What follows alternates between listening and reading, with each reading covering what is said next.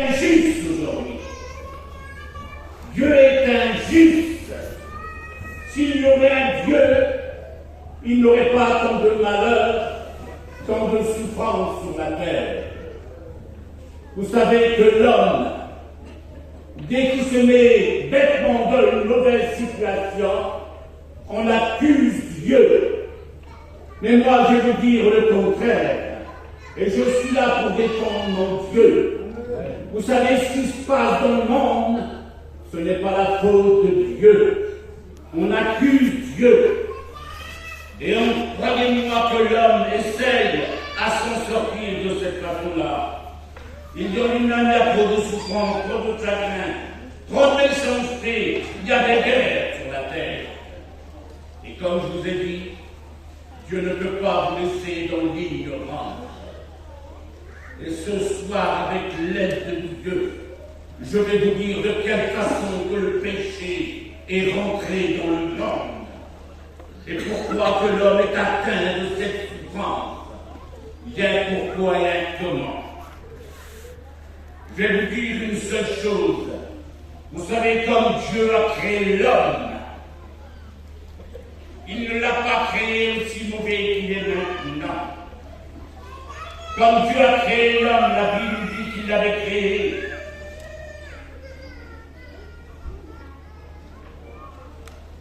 pour sa propre gloire. Comme l'homme, Dieu a créé l'homme, il l'a créé pour sa propre gloire et pour l'avoir aussi comme un ami. Comme Dieu a créé l'homme, il l'a créé avec un cœur pur, avec un cœur droit, et avec un cœur honnête.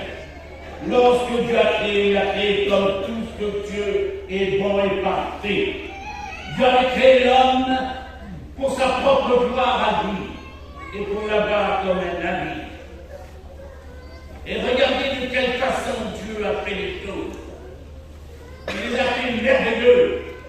La Bible nous dit que Dieu prit l'homme et le plaça dans un jardin d'Éden pour le cultiver et pour le garder. Dieu a placé l'homme dans ce jardin pour le cultiver et pour le garder. Et regardez, Dieu avait un contact avec l'homme. Tous les soirs, il venait, il parlait avec l'homme. L'homme était l'ami de Dieu. Dieu était fier de ceux qu'il avait fait.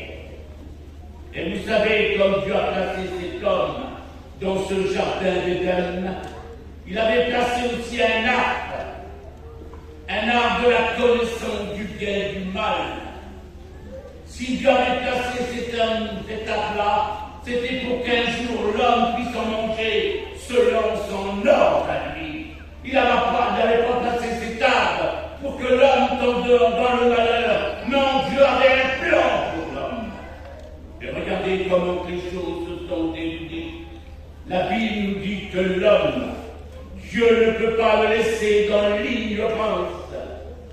Dieu est obligatoire de l'avertir de ce danger. Oh, l'arbre n'était pas le péché. C'était un cri que Dieu avait placé là. On ne sait pas le pourquoi et comment. Mais le jour qu'on sera dans le ciel, Dieu va me le dire le pourquoi. Il était là pour quelque chose, cet arbre. Et regardez, Dieu avertit l'homme.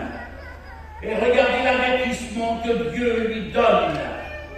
Il lui dit à l'homme, tu pourras manger de tous les arbres du jardin.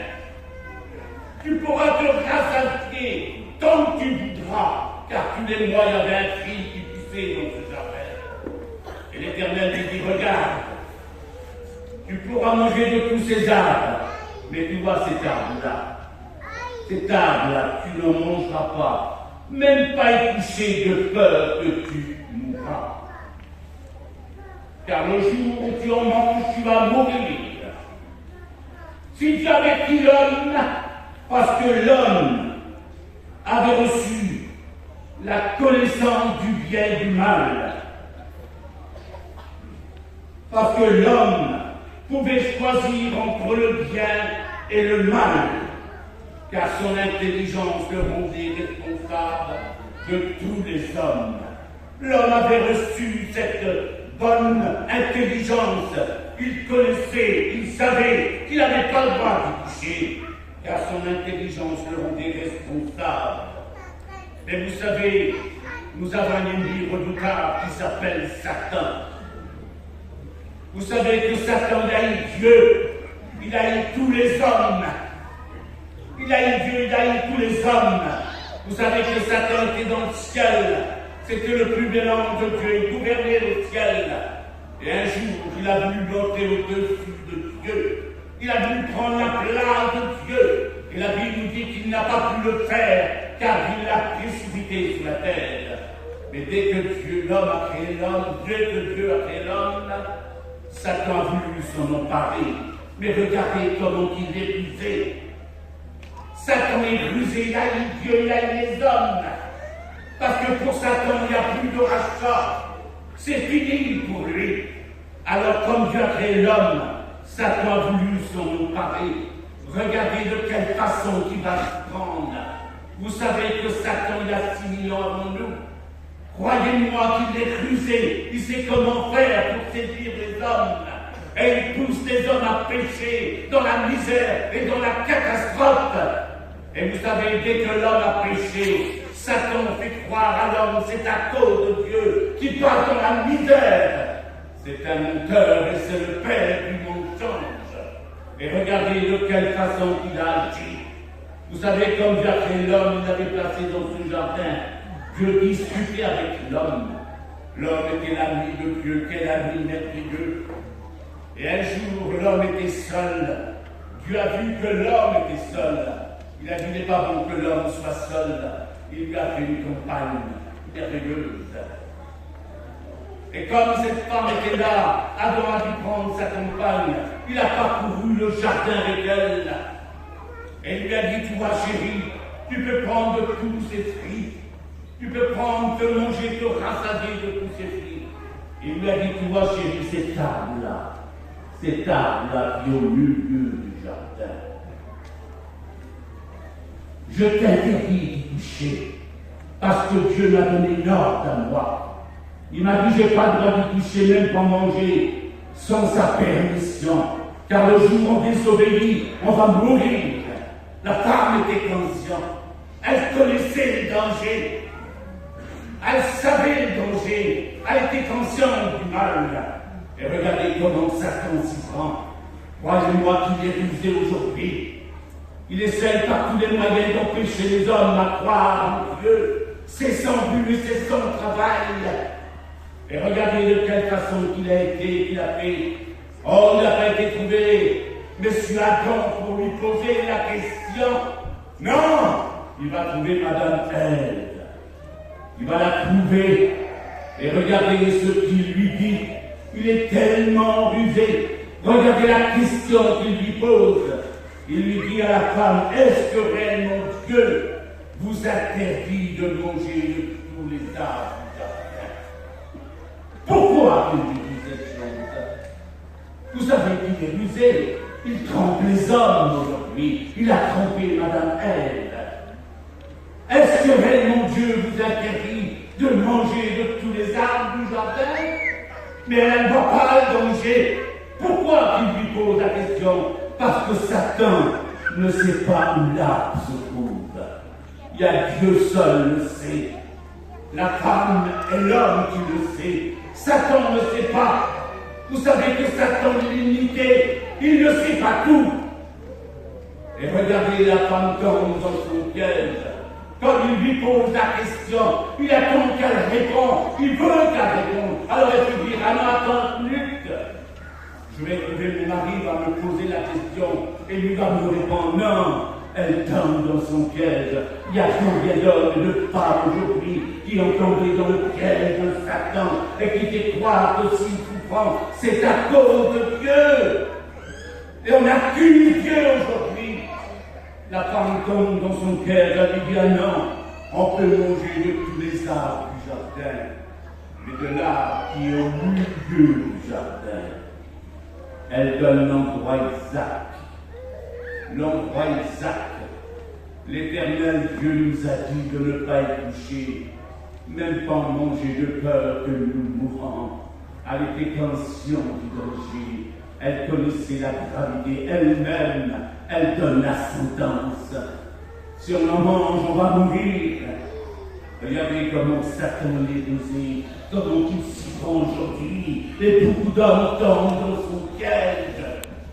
Regardez, il va se contredire. Comme il sait là se trouve, il va se contredire. Il va dire, ah non, vous ne mourrez point. Dieu seul le sait. Le jour où vous en mangerez, vous serez comme Dieu, connaissant le bien et le mal. Oh Seigneur, regardez comme cette femme Satan lui a dit cette chose. Elle avait l'habitude de boire cet arbre. Elle ne faisait pas attention. Mais dès que Satan lui a dit que cet arbre lui donnerait l'intelligence, la connaissance, elle a voulu le désirer, à en manger. Vous savez, comme Satan nous présente quelque chose de beau, on a l'intendance d'aller trouver le mal, essayer de s'acquérir sur le mal. Et regardez, la Bible dit que cette femme, elle a remarqué l'arbre. Elle l'a remarqué cette fois-ci. Elle a vu qu'il était beau et agréable à manger. Qu'est-ce qu'elle a fait? Qu'est-ce qu'elle a fait? Elle a tendu la main. Oh, l'Éternel Dieu l'avait vu. Il a vu la scène, il ne pouvait pas venir et intercéder, c'est pas possible. Il ne pouvait pas le faire, car elle était consciente. Elle savait ce qui allait lui arriver. L'Éternel n'a pas pu intervenir. Elle était consciente du danger. Elle a tendu la main. Et Satan était là. Il a guetté. Il disait, vas-y, saisis-le. Il a poussé le monde dans la misère, dans la souffrance. L'histoire nous dit qu'elle a tendu la main. Elle en a mangé, elle en a donné à son mari. Et la Bible nous dit, dès qu'elle a mangé de ce fruit, leur intelligence a été ouverte. Regardez, la femme, elle a désobéi à Dieu. L'homme a défié le plan de Dieu. Dieu avait un plan pour que l'homme soit heureux. Dieu avait un plan pour l'homme. Mais l'homme a défié le plan de Dieu. Regardez ce qui est dit dans Romains 5:12. Il n'est pas parlé de Dieu là. Il est dit par un seul homme. Le péché est entré dans le monde. Et la mort s'est étendue sur tous les hommes. Mais Dieu, dans son amour, quelle grâce que Dieu a eu pour nous. On méritait un seul salaire, c'était la mort. Dès que l'homme a péché, Dieu a prévu pour le salut de l'homme. Il a dit à Satan, je mettrai une limite entre toi et la femme. Celle-ci t'écrase à la tête, et toi tu lui blesseras le talent. 6 ans plus tard, la prophétie s'est accomplie. La grâce de Dieu est venue jusqu'à nous. Nous avons reçu la grâce de Dieu. Regardez ce qu'il a fait l'homme. L'homme a permis à Satan de trouver la communion que l'homme qu'il a fait avec Dieu. La communion, la santé, le bonheur, que l'homme se réjouissait avec Dieu. Regardez comment les choses ont changé. Au lieu du pardon, ça a été remplacé par la haine, la méchanceté, la guerre. Voilà comment l'homme vit aujourd'hui. L'homme vit dans la méchanceté, dans la haine, à cause d'un seul homme. Dieu n'a pas permis cette chose. Au lieu de la paix avec Dieu, ça a été remplacé par la culpabilité et par la fausseté. On vit dans un monde de fausseté, de méchanceté. Au lieu d'être guidé, dirigé par Dieu, l'homme se trouve dans la confusion et dans la fausseté. La santé et l'énergie a cédé à la maladie, à la souffrance, au malheur aujourd'hui, à cause de l'homme. Vous avez vu il y a 3 ans en arrière, le Congo qui a fait 6 ans de ravage. Croyez-vous que c'est Dieu qui l'a créé? Non, un seul homme. À cause de l'homme, la misère s'est abattue sur les hommes. Et aujourd'hui, on accuse Dieu. C'est un Dieu plein d'amour que je sers. Je vais vous dire une seule chose. Même que vous haïssez Dieu, vous ne l'empêchez pas de vous aimer. Dieu a payé pour vous. Il a donné sa vie pour vous. Et les hommes accusent Dieu. C'est impossible. Je vous en supplie, il serait bon de réfléchir et de voir l'état de notre vie. Oui, l'homme a entraîné la race humaine dans la misère, dans la souffrance, dans la difficulté. Regardez ce qui est dit dans les Proverbes, chapitre 29, au verset 3. Lorsqu'un homme se met bêtement dans une mauvaise situation, croyez-vous qu'il s'accuse à lui? Non! On accuse Dieu aujourd'hui. Arrêtez-vous, je vous en supplie. Vous savez pas avec qui vous avez affaire. Vous avez affaire à un Dieu puissant, un Dieu qui vous aime et qui veut venir à votre secours. N'écoutez pas la voix de Satan qui vous trompe aujourd'hui. Il y en a combien qui jouent avec Dieu? Arrêtez-vous, je vous en supplie. Dieu vous a répondu sur votre gloire. Dieu vous a répondu. Dieu n'a pas créé le péché, n'a pas créé l'univers. C'est à cause que l'homme a désobéi à Dieu.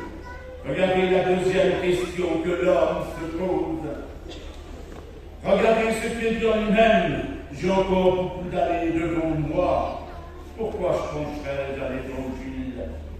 Ça, c'est la réponse du jeune homme. Oh, il y a beaucoup de jeunes hommes qui se posent cette question. J'ai beaucoup d'années devant moi. Pourquoi je pencherais à l'évangile? C'est bon pour les vieillards?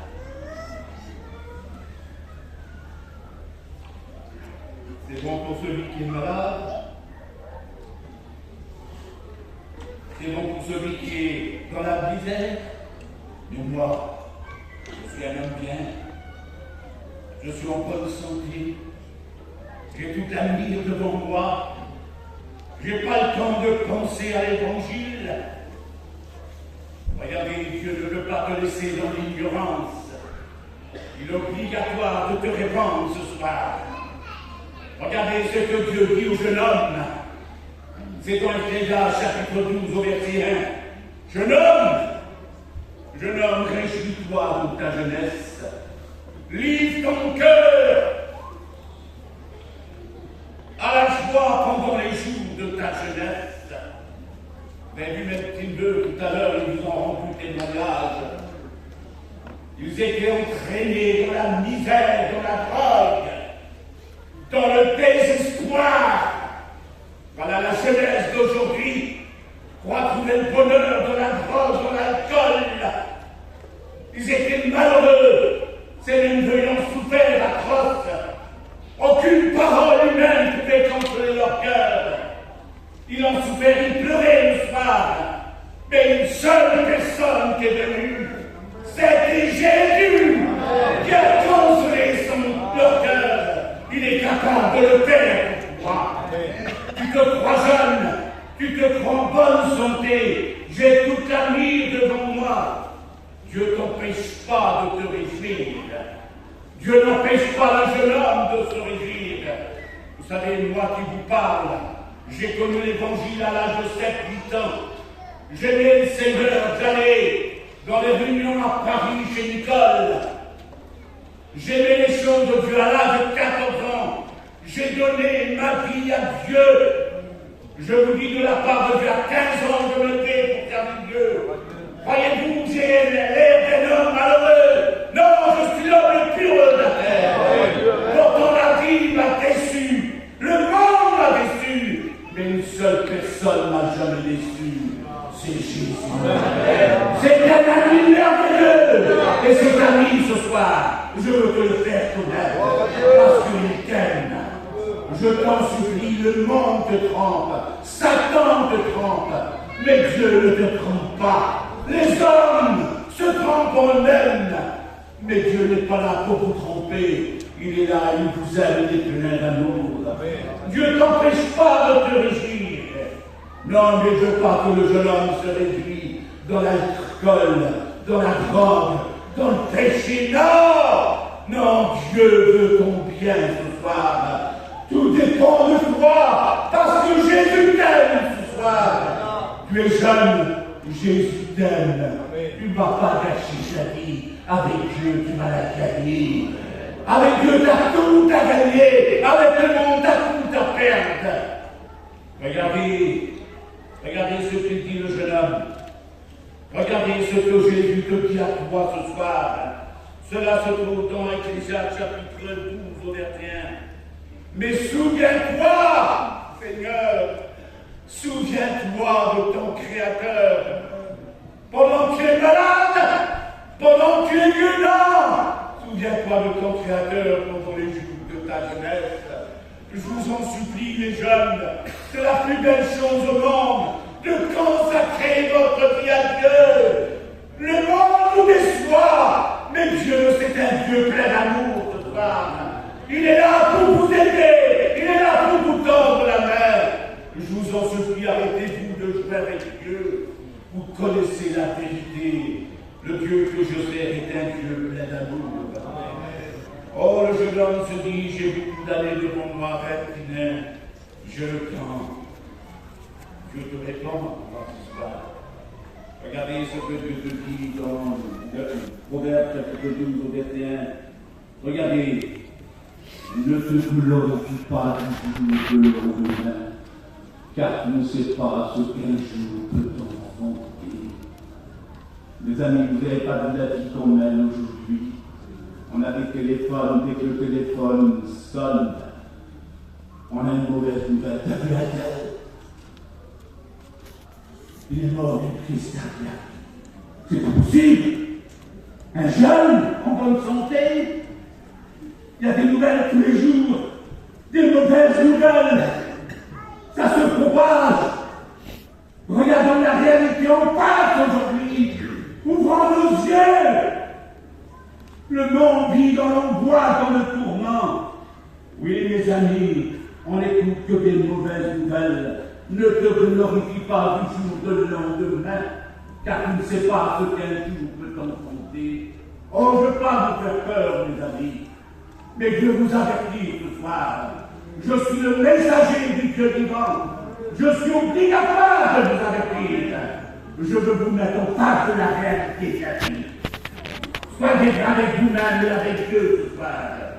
Vous savez, comme la mort passe dans un foyer, elle n'apporte pas une carte de visite en disant demain je passe à telle heure, prépare-toi. Non. Elle n'apporte pas une carte de visite. Elle passe. Elle prend l'enfant dans le berceau. Le jeune homme dans toute sa force. Le vieillard. Le roi assis sur son trône avec sa richesse croyant sécurité, ainsi que le pauvre qui est assis sur le trottoir. Comme la mort, elle frappe, elle fait du mal. Et croyez-moi, je vous dis de la part de Dieu, si vous n'avez pas fait la paix avec Dieu, où passez-vous l'éternité? Dieu fera de vous ce que vous avez fait avec lui. Dieu agira avec vous de la façon dont vous avez agi avec lui. Vous ne pourrez pas dire à Jésus, Seigneur, j'étais jeune, j'ai voulu faire ma vie. Mais Dieu va te dire, rappelle-toi, non, je t'avais dit tel jour, tu n'as pas pris garde. Je vous en supplie, vous savez, la mort a attrapé chez moi de cette façon-là. J'étais parti travailler un matin de bonheur. J'étais l'homme le plus heureux de la terre. J'avais ma compagne près de moi. Et d'un seul coup, elle est partie. Et d'un seul coup, une jeune fille vers moi m'a dit, viens vite, ta femme est par terre. Elle était là en bonne santé devant moi. D'une minute à l'autre, elle n'était plus là. Mais une seule chose, elle avait fait la paix avec Dieu. Elle est partie rencontrer Dieu. Alors mon frère, je t'en supplie au nom du Seigneur, Dieu t'a averti ce soir. Arrête-toi de jouer avec ton salut. Il n'y a pas un homme qui ne connaît pas Jésus ce soir. Il n'y a pas un homme qui est dans l'ignorance des choses de Dieu. Vous savez que seul Dieu peut venir à votre secours et il peut vous aider ce soir. La troisième question que l'homme se pose. Il dit, je suis honnête, j'ai fait de mal à personne qui m'aime. Pourquoi serais-je condamné? Dieu serait injuste. Quel mal que j'ai fait? Je suis l'homme le plus brave de la terre. Il n'y a pas un homme comme moi. Il n'y a pas une femme comme moi. J'aime tout le monde. C'est la pensée de tous les hommes. Oh, chez nous à l'église, il y avait un homme comme ça. On lui parlait de l'évangile. Il ne disait pas mes pensées en lui-même. Il disait pourquoi je me baptisais, je suis meilleur qu'un tel, meilleur que les chrétiens. Je suis un homme bien, moi. Chaque fois qu'il voulait se baptiser, Satan lui parlait et lui disait regarde quel homme que tu es, tu fais mal à personne. Et pourtant, c'était un homme brave, je l'ai connu. Il y a beaucoup d'hommes qui se posent des questions. Je vais vous dire, mes amis, dans le monde, il y a deux catégories de pécheurs. Il y a deux catégories de pécheurs. La première catégorie, c'est les hommes alcooliques, des hommes balâtrés, des hommes méchants. On ne peut même pas les approcher tellement qu'ils sont mauvais. On ne peut même pas parler avec eux. Ils ont la méchanceté sur eux. Les femmes mauvaises, ils n'ont jamais un sourire. Dès qu'on les remarque, on voit que c'est des pécheurs. On les évite, ces hommes. On a peur de leur compagnie. Et la deuxième catégorie, mes amis, c'est des belles gracieuses dames, des hommes aimables et généreux, qui ne paraissent pas des pécheurs. Comme on les regarde, on se plaît dans leur compagnie. On dit quel homme, quelle femme brave, vous n'avez pas vu, il y a que l'évangile qui leur manque. Mais je vous dis de la part de Dieu, avec leur gentillesse, avec leur amour, s'ils n'acceptent pas Jésus-Christ, ils sont perdus pour l'éternité. L'homme n'est pas sauvé par ses œuvres, il est sauvé par grâce. Seul Jésus peut donner le salut. Oui, on se plaît dans leur compagnie, mais le Dieu que je sers, j'adore mon Dieu. Le Dieu que je sers ne voit pas les hommes comme vous et moi. Il voit tous les hommes au même niveau. Lui seul peut voir le cœur de l'homme. Nous, on regarde après l'apparence de l'homme, mais lui regarde le cœur de l'homme. Et Dieu ne fait pas de distinction d'homme. Il n'est pas venu simplement pour les bonnes personnes, il est venu pour les pécheurs. Il n'y a pas de catégorie pour Dieu. Tous les hommes ont besoin de Dieu. Parfois, il y a un pécheur mauvais, un homme juste. Sans Dieu, il ne peut pas s'en sortir. Et vous savez que Dieu voit tout le cœur des hommes. Regardez ce qui est dit dans Romains, Dieu vous répond. Chapitre 3, verset 23. Dieu vous répond, il dit qu'à tous. Dieu ne dit pas les bons pécheurs, non. Tous sont péchés, sont privés de la gloire de Dieu. Tous les hommes sur la terre qui ne peuvent pas accepter Jésus-Christ comme leur sauveur personnel, ils sont en guerre avec Dieu. C'est pas possible. Tu peux être le plus brave de la terre. Si tu refuses d'accepter Jésus-Christ, ton salut est en jeu. Et ce soir, Dieu veut se réconcilier avec toi.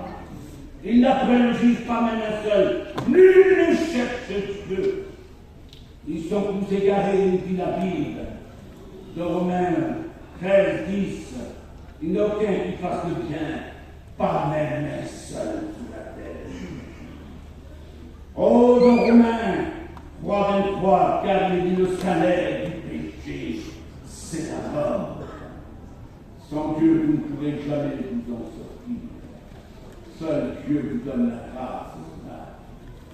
Arrêtez-vous de vous tromper vous-même. Vous savez, l'homme ne peut pas se sauver lui-même. C'est impossible. Et comme l'homme a péché, dès que l'homme a péché, Dieu a produit pour le salut de l'homme. Regardez ce que Jésus a fait pour venir au secours des hommes. On lui a fait du mal à Jésus. On l'a repoussé. On le refuse de l'accepter. Mais il est tellement amour. Regardez ce que Dieu a fait. Il a pris son propre fils. Il a dit qui j'enverrai, son fils a dit, me voici, Père, comme moi. Le Fils de Dieu est venu pour venir au secours des hommes. Il est venu pour ton secours à toi. Il est dit dans Jean 3,16 car Dieu a tant aimé. Imagine-toi ça, que Dieu t'aime d'un amour que tu ne peux pas t'imaginer. Arrête-toi de jouer avec Dieu. Il serait bon de voir la réalité en face. Dieu a tant aimé le monde qu'il a donné son Fils unique, afin que quiconque en lui ne périsse point, mais qu'il peut recevoir la vie éternelle. Tu as quel mot à dire? Je dis, Seigneur, jusqu'à maintenant, je m'ai trompé, mais ce soir, j'ai besoin de toi. Viens nous suivre. La quatrième question que l'homme se pose. Il dit, Jésus peut-il recevoir un être aussi misérable que moi? J'ai fait du mal à toute ma vie. J'ai fait du mal à mes parents, à ma compagne. J'ai fait du mal à mes enfants. J'ai connu la grâce de Dieu, puis je suis parti de la maison de mon père. Et Dieu ne peut plus me pardonner. Dieu ne peut plus venir à mon secours. J'ai fait trop mal. C'est la question des hommes qui se condamnent eux-mêmes. Ils souffrent dans leur cœur, ils n'arrivent pas à trouver la paix, le bonheur, la joie. Mais regardez, Jésus dit, je ne mettrai point dehors celui qui vient à moi. Vous savez, la parole de Dieu nous donne un exemple extraordinaire d'un jeune homme qui était dans la maison de son père. Il était dans la maison de son père, il pleurait, glissé comme un chrétien qui reçoit tous les bénédictions de Dieu. Et un jour, il a eu un moment de découragement. Il a mis trouvé son père. Il lui a dit, mon père, donne-moi la part de mes biens. Donne-moi la part de mes biens. Et le père lui donna, il ne discute pas, ce jeune homme est parti. Il a tout dépensé. Il y a une famille, il était dans la misère, dans le désespoir. Il s'est mis au service d'un habitant du pays, découragé de la vie. Et là, il gardait les pourceaux. Il a rentré en lui-même. Il serait bon que je fasse le même pas. Il a rentré en lui-même. Il a regardé son état. Il a dit, qu'est-ce que je fais là? Je meurs de faim. Je meurs de faim. Chez les pères, là-bas, il y a du pain en abondance. Il y a du pain en abondance. Je me lèverai, j'irai chez mon père. Le père l'attendait. Jésus t'attend. Tu crois que Dieu t'aime pas? Il a payé tellement cher pour toi. Il ne veut pas te perdre. Il t'aime même que tu es parti de la maison du Père. Dieu a encore des bénédictions pour ton réserve. Jésus t'aime ce soir. La Bible dit que ce jeune homme s'est dit, il était à la rencontre du Père. Le Père l'attendait. Jésus t'attend ce soir. Même que tu lui as fait du mal, Jésus t'aime. Je vais conclure ce message avec ce témoignage qui s'est passé en Amérique. Je l'aime citer ce témoignage. Un jour, Finney, l'homme de Dieu, il faisait des campagnes d'évangélisation en Amérique. L'histoire nous dit que là, la renommée de cet homme se répandait de partout. Les gens venaient de partout pour entendre parler de cet homme. Et un jour, il y avait un homme, un soir, qui prêchait l'évangile. Un homme important est entré dans l'église. C'était un homme qui était connu dans le village, dans le pays. Le monde tremblait de peur de lui. C'est un assassin, un meurtrier, un gangster. L'histoire nous dit que cet homme va rentrer, il va se mettre au fond de l'église. Et là, l'homme de Dieu va prêcher. Comme il va prêcher, il va dire dans son message, le sang de Jésus purifie de tout péché. Chaque fois que l'homme de Dieu prononçait ce mot, ça rentrait dans son cœur. C'était un grand pécheur. Il a cité des dizaines de fois. À la fin de la réunion, cet homme est venu tous les dîners. Il a dit, messieurs, est-ce que vous pouvez passer chez moi, j'ai quelques questions à vous poser? L'homme de Dieu lui dit, bien sûr, je passe chez vous. Il ne connaissait pas. Dès qu'il est sorti cet homme, les pasteurs ont dû parler. Qu'est-ce qu'il t'a dit? Qu'est-ce qu'il t'a dit? Il veut que je sois chez lui ce soir. N'y va pas, c'est un assassin, il va te tuer. L'homme de Dieu, son devoir, c'était d'apporter le salut à la C'est notre devoir, même que vous haïssez Dieu. Mon devoir, c'est de vous parler de l'amour de Jésus et vous montrer que Jésus vous aime ce soir. Regardez, l'histoire nous dit que l'homme de Dieu va monter dans une calèche, il va traverser toute la ville entière et il va rentrer dans un grand château. Et comme il va rentrer dans le château, cet homme va rentrer dans le bureau avec lui. Et là, il va se mettre à lire son bureau, il va sortir l'arme, il va la mettre sur le bureau. Et là, il est devant lui. Et l'homme de Dieu va regarder, finir par regarder, cet homme va regarder finir l'homme de Dieu, va lui dire, messieurs, j'ai quelques questions à vous poser. Et je veux savoir réellement si Jésus est capable de pardonner. Il avait la confiance, pas tranquille, il ne dormait pas les nuits, cet homme. Il aurait voulu être soulagé de cette douleur. Il va dire à l'homme de Dieu, vous avez bien dit dans votre message que le sang de Jésus purifie de tout péché. Je vais vous dire ce que j'ai fait. Voyez l'endroit où vous êtes là, j'ai tué des hommes. Est-ce que vous pouvez dire encore une fois que le sang de Jésus peut purifier mon cœur? L'homme de Dieu avec toute confiance. Oui, le sang de Jésus purifie de tout péché. Il va dire, voyez messieurs, il y a deux portes là. Il y en a une. Derrière cette porte, il y a des jeux. Des hommes très riches qui viennent, ils dépensent tout leur argent. Ils sont ruinés comme une part de chez moi. On a frôlé une falaise. Et ces hommes, se voyant ruinés, se jettent au bas de la falaise. À cause de moi, ils sont morts. Est-ce que vous pouvez dire encore une fois, dites-le, que le sang de Jésus peut purifier le péché?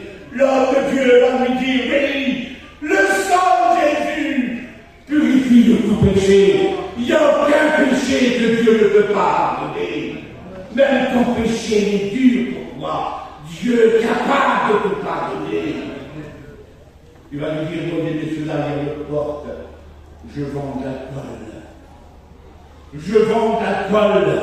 Des pères de famille qui n'ont pas d'argent viennent dépenser tout leur argent. Et comme ils vendent chez eux, ils frappent leurs femmes. Leurs enfants sont malheureux. À cause de moi, ils se sentent coupables. Il y en a combien qui se sentent coupables dans ce lieu?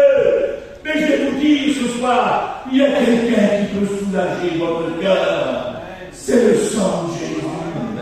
Il est présent. Il est là. Nous ne le voyons pas, mais sa présence, sa passe des rangs ce soir. L'homme de Dieu va lui dire, il n'y a aucun péché que Dieu ne peut pas pardonner. Il va dire, monsieur, j'ai une dernière question à vous poser. Je suis un homme violent. Je frappe ma femme. Tous les soirs, ma femme a la peur de moi. J'ai une petite fille qui s'appelle Nadie. Un soir où je frappais ma femme, elle s'est mise au travers, moi et ma femme, je l'ai poussée. Elle a tombé dans le feu. Et aujourd'hui, ma petite fille est figurée. Quel remords pour un père! Il m'a dit, est-ce que vous pouvez dire encore une fois, je l'ai écouté, est-ce que le sang de Jésus peut me purifier? Oui, le sang de Jésus purifie de tout péché.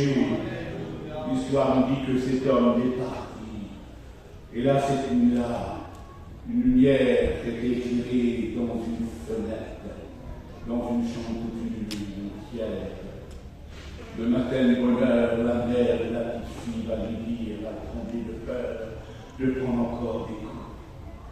Appelle papa, va le faire réveiller doucement. Essaie de l'appeler, dis-lui que le repas est prêt, car s'il descend, ils vont le frapper. Elle tremblait de peur. Il y en a combien qui vivent dans le tourment en ce moment, dans la peur, qui n'ont plus de foyer. Désespérez pas. Jésus est capable de résoudre ton foyer ce soir. Il est un Dieu plein d'amour ce soir. Il pense à toi, il t'aime, Jésus. Et là, d'un seul coup, la petite fille, elle frappe. Elle monte les escaliers, elle frappe, elle va écouter un mot qu'elle n'a jamais écouté de son père. Regardez ce que Jésus est capable de faire. Un assassin meurtrier, un homme qui n'avait pas de remords, un homme qui faisait du mal. Il va dire à sa petite fille, rentre, ma petite chérie. La petite fille, dire une seconde, elle a écouté son père. C'était toujours des mots durs qu'il avait du mal. Elle descend l'escalier. Maman, maman! Papa, il m'a dit, chérie, Seigneur, le miracle que ça me fait, le miracle que je fais, je ne reste qu'un Dieu mort, un Dieu d'amour. Il est capable de changer ta vie ce soir, mais tout dépend de toi. La mère a attendu encore quelques minutes, va dire, appelle-le, dépêche-toi. Elle remonte, mais la petite fille descendait. Ta mère